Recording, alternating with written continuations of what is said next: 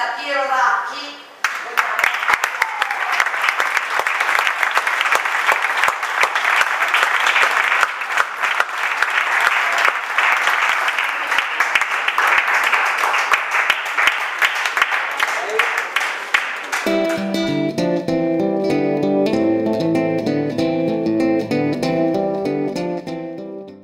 Ars Maiora è sicuramente un'iniziativa intrigante, perché oltretutto questa opportunità per il pubblico di votare un'opera credo sia piuttosto rara, quindi credo sia anche molto gratificante per chi ama visitare spazi della cultura e spazi dedicati all'arte. Speriamo naturalmente che le prossime edizioni di questo premio, di questo concorso, magari vedano ancora di più la presenza di artisti stranieri.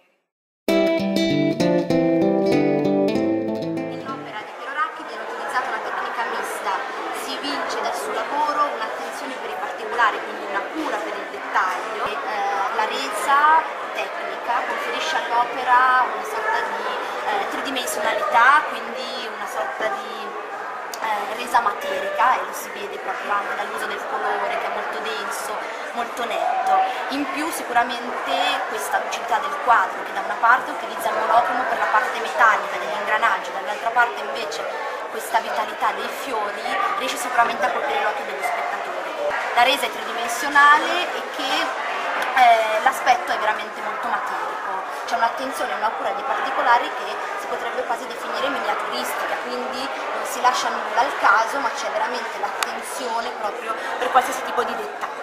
Il naturale e artificiale in questo caso, quindi il tema è sicuramente interessante perché è un tema che accompagna l'uomo da sempre, quindi questo scontro che poi può diventare anche un incontro, in questo caso potrebbe essere una natura che si riappropria degli spazi che insomma la meccanica, gli ingranaggi del progresso della tecnologia hanno rubato alla natura così fertile e incontaminata, oppure dall'altra parte potrebbe essere uno scontro continuo, infinito, laddove due mondi così diversi, che sono appunto opposti, l'artificiale e il naturale, non riescono ad armonizzarsi. Sembra in questo caso comunque nell'opera che ci sia una breve conciliazione.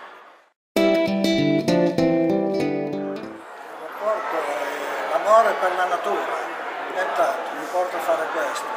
La natura è il bello e l'artificiale è il brutto. Purtroppo l'uomo muore e lascia soltanto delle cose brutte sulla terra. Ho iniziato con la grafica, poi sono passato all'olio, surrealismo, poi ho iniziato a fare delle vedute spaziali e poi sono passato a questo. Comunque sempre dal primo giorno ho sempre sperimentato.